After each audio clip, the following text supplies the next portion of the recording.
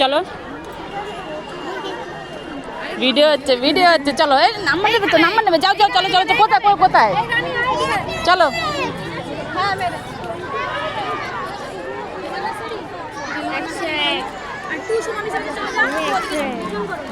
দাঁড়া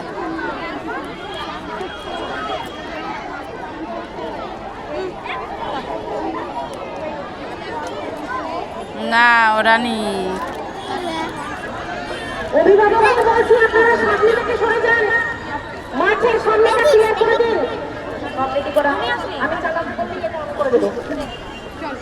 মাঠের সামনে থেকে সরে যান